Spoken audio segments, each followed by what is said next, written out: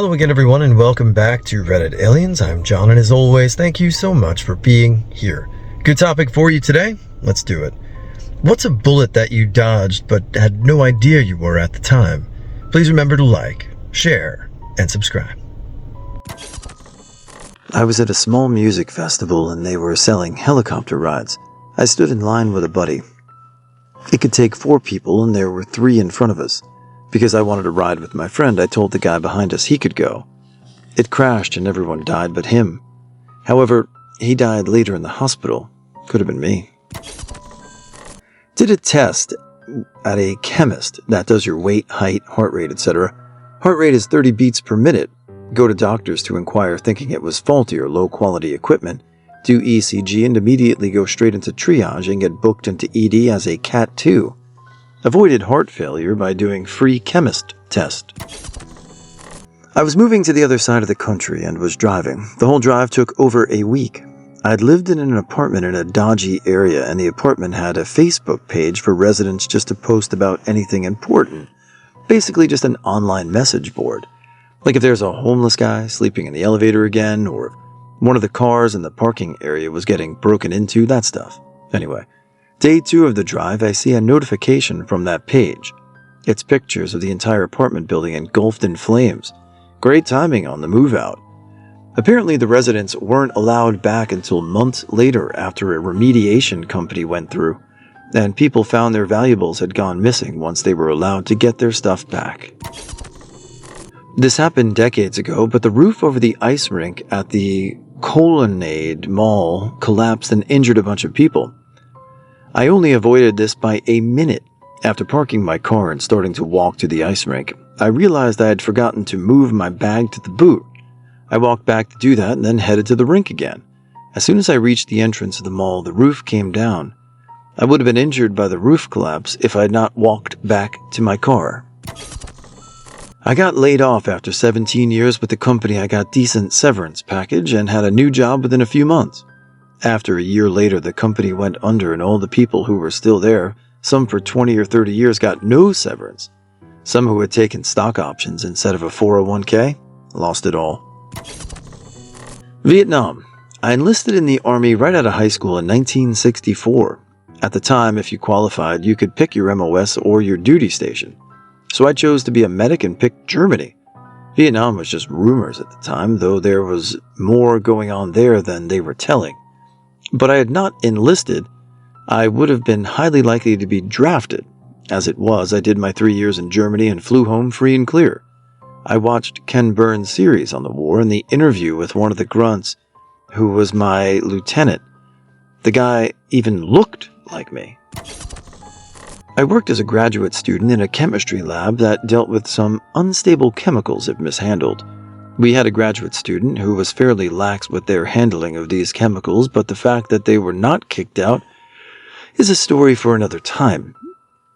We were both working late in the lab and I left early for a social event the school was hosting while they stayed behind. The protocol is that you needed 2 people in the lab at any given time for safety in case something goes wrong and you need to call for emergency services. I told them I was going and they said they would be right behind me. 2 hours later, the most experienced chemists on campus came in for their night shift, and the other student had apparently accidentally put about 3 kilograms of chemicals drying over a flame and left them thinking they would just dry out. However, what they were working with turned into a contact explosive, and if me or the other grad student tried to handle it, we would have likely exploded the entire lab, but the chemist was able to defuse the situation. A guy I was dating for almost 5 years went momentarily psycho on me, just for an instant. I said, no, flew back home mid-vacation, changed my locks, turned out he was living a double life, and that was his MO. When he got serious with someone new, he'd go violent on the person he was dating so they'd run away quickly. No messy breakups or attempts of reconciliation. And the exes would go out of their way to avoid him out of fear he'd go nuts on them. Because the world is weird, I'm now friends with 2 other exes and we've compared notes. The dude lives a completely scripted life. Same love letters, same birthday gifts. The 3 of us each have the exact same custom-made t-shirt. Ugh. Got turned down for a job I really wanted because I asked if they had any room for higher pay. Felt crushed. A couple of months later, I was working at a place for more pay, shorter commute, and better future prospects, and a disgruntled older employee at the first place took his coworkers hostage and killed the guy who ended up taking the spot I was going to. Dodged a literal bullet. I was good friends with this girl in college. We were always in separate relationships, so nothing ever happened between us. When we both ended up single, we went out one night partying a bit. Ended up back at a hotel and things were definitely heading towards sex. Right before actually doing it, something in me said, no, I need a condom, and I didn't move forward. I paused, stepped back, and we just messed around a bit instead of, but didn't go all the way. Turns out she had an STD the entire time. She was fully ready to sleep with me with no condom and never said a word. I found out later and was furious. Not even because she had it, but because she wasn't going to tell me and was totally fine putting me at risk. Hey guys, running into work right now, so I'm going to get more shoutouts tomorrow, but I got a few in the pipeline to get to. So see you tomorrow for the shoutouts. I hope everybody's doing well. I like the bullet dodge topic. I hope you guys do too. Have a great day. In 2007, I was the team lead for a traveling job that had us working in Minneapolis for the summer. Normally, I would stick around to finish up the payroll before heading home to Iowa, but we wrapped up the job late in the day, so I decided to just head straight home instead. I drove over the I-35 West Bridge about 30 minutes before it collapsed, killing several people and injuring more than 100. Payroll usually took me about 30 minutes. While I can't say the timing would have put me exactly on the bridge or anything, it was way too close for comfort. My phone was absolutely blowing up, but I didn't answer. This was when roaming was a thing and made a lot of people panic, until I finally crossed the Iowa border and answered a call and heard the news. Mine are all job things, apparently. Worked retail as my first job. I was there while I had to quit for family reasons. They hired a new guy to replace me, and he was shot and killed during an armed robbery at the store like 3 months after I'd quit. Literally dodged that bullet. Quit a job right before the entire office was suddenly closed. Management had known but didn't tell anyone. Rank and file were taken totally by surprise and devastated, sobbing in the parking lot stuff. Except me, I had already gotten a new job. It was seamless for me. I was at the new job for almost 15 years before getting laid off. The layoff was not a surprise, but that company also closed down entirely a couple of months later. Rank and file didn't see that coming either. Did not have a new job lined up, but I still survived. I don't know about the biggest, but a bullet I remember dodging was when a bunch of my friends in college joined one of those sales companies that are just multi-level marketing schemes, trying to disguise themselves as something else. It was a soft drink company called something like Vema. I remember my friends were super excited to join to start making side money as broke college students. And they got me to come to one of their presentations, as I was definitely curious, since I was also broke. The presentation was so weird. The entire time they were trying to convince us they're not a pyramid scheme, but instead they work as a reverse funnel system, LMAO. I found it very strange that pretty much the entire presentation was essentially spent reminding the attendees that they are not a pyramid scheme. I noped out after that, despite several of my friends trying to convince me to join, which I eventually came to realize that they were just trying to make money off of me joining. They all ended up losing thousands of dollars, as that's how much the original investment cost. Some guy spiked my drink and tried to drug me at a party, but somehow saw it and alerted me. If they would have told me, who knows what would have happened. Update since people are asking questions. It was another girl who alerted me. She approached me and told me she saw a guy slip something in my drink. Then she pointed at the guy, and when he noticed we were both looking at him, he quickly went outside and disappeared into the crowd and probably left the party altogether. It was a huge college party with hundreds of people coming and going. Once he was gone, he was gone. The police were never called, for starters. I was drinking underage. Secondly, I never got a good enough look at him to give a description. This was like 8 years ago. A few years ago, my now ex-wife divorced me because she, quote, didn't like me anymore. Within 2 years, she'd run up over $100,000 on her credit cards with online gambling, lost her house, what had been our house, developed a cocaine habit, and lost her job. As far as I know, she's still unemployed and struggling to make ends meet, although I hope she's figured herself out, because we've gone all the way past schadenfreude. She was constantly worried that I would develop a drug habit and hounded me because I didn't make enough money at my job to support her and her kids. So realizing that these things were entirely projections made me feel very vindicated at first and into pity. Law school. I lived in a college town with a great law school. I took the LSAT and did really well. I put together all of my application documents, official copy of my test scores, etc. I went to the law school admission office to drop them off, but the person there told me I had to upload them to a third-party website, and they told me to get them for a fee of $250. I was dumbfounded. A public university was telling me as I stood with all my materials in hand that I had to pay a huge amount to have a private company send these same documents to the very same office with a huge time delay on top of the fee. I told them I wouldn't take up any more of their time, turned around and left. I'd never intended to apply to any other school, so that ship sailed for good. But I would have been miserable as a lawyer. It took me a little while, but I found an amazing career and did things I could never have dreamed of before. I'm in a rough patch now, but I'm hoping that turns around soon, but whatever comes next, I'm lucky that I'm not a lawyer. So I grew up in a beach town and worked in the parking lot at a beach when I was a young adult. I got the added gig of going around 3 days a week, walking every street early in the morning, collecting the change from the parking meters into a big rolling lockbox that held about $10,000 in change, and we would fill about a dozen, load them in flatbeds, then take it to Brinks. I would walk 36 blocks plus side streets, so I had a radio on me, and my supervisor calls and tells me to meet him at a meter by 7-Eleven to rest and grab a drink of water. While there, a ton of cops go by to something around the block, and I continue on my way. Later, he takes me to lunch after we dropped everything off at Brinks and tells me that the police arrested a group that was going to rob me next time I raided for the trunk to get a new bin, so he had me meet him there because there was a police substation next to it.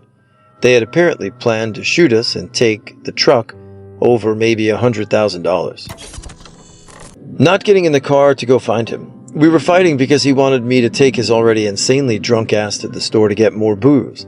He decided to leave on foot, but not before throwing his phone at me, so they, the cops, couldn't find him when he did something stupid. I let him leave.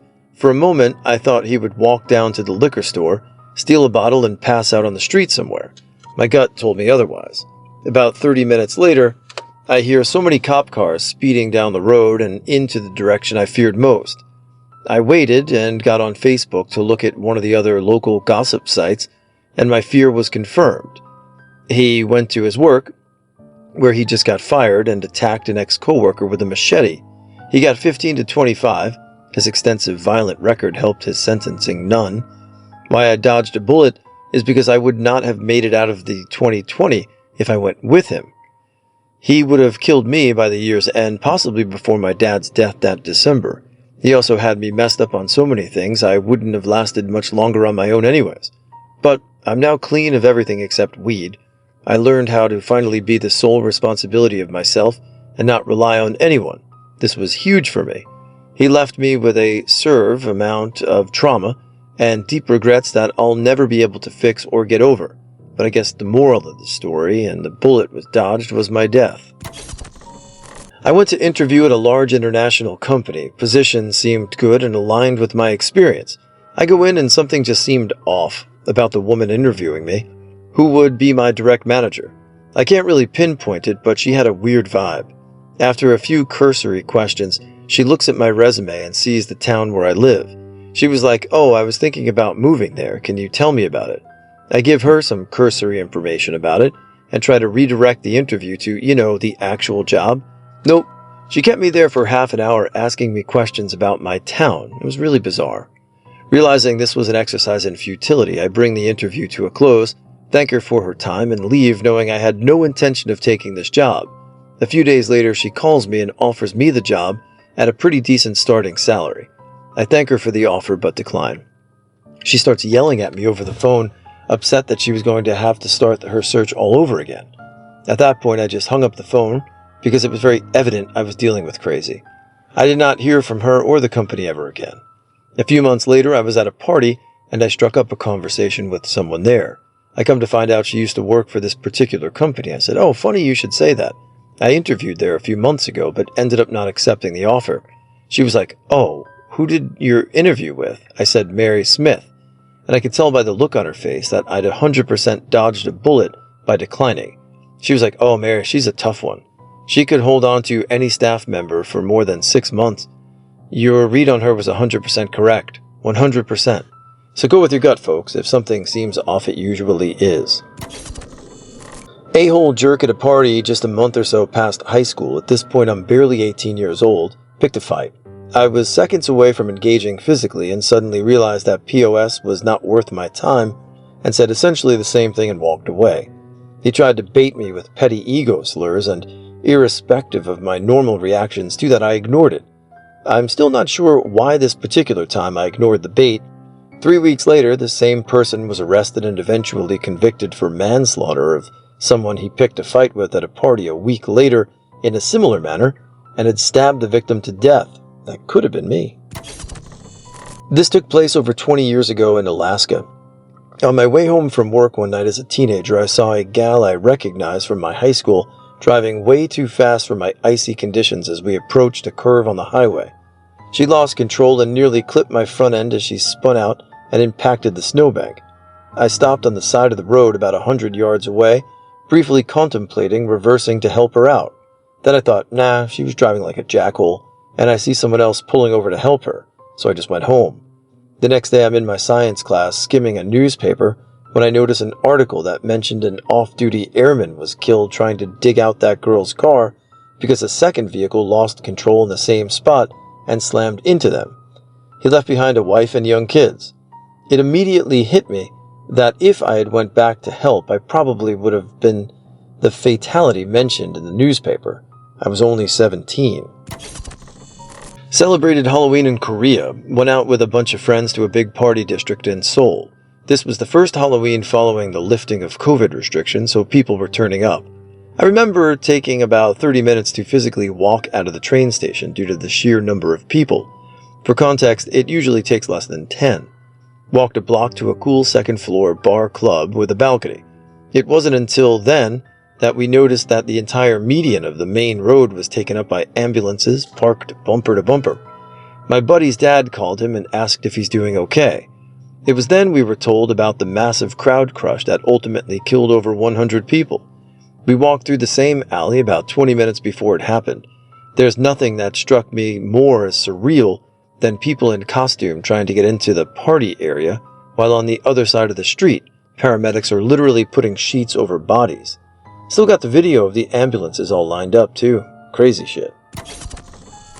I didn't know if this fits with your question exactly, but I'll tell it anyways. A few years ago, I was free soloing this 90-foot rock pinnacle near my house. When I was around 7 feet from the top, I put my foot on a high foothold, and as I was pushing myself up, it completely broke off, and I was left dangling without my feet on any holds for a couple of seconds. If any of my handholds also broke, I most likely would have fallen and landed on boulders.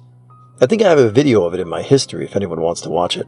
I didn't know it at the time, but I was climbing sandstone, which is extremely brittle. I think about it sometimes, about how close I was to either dying or having severe permanent injuries. It makes me grateful for everything I was able to do after it happened.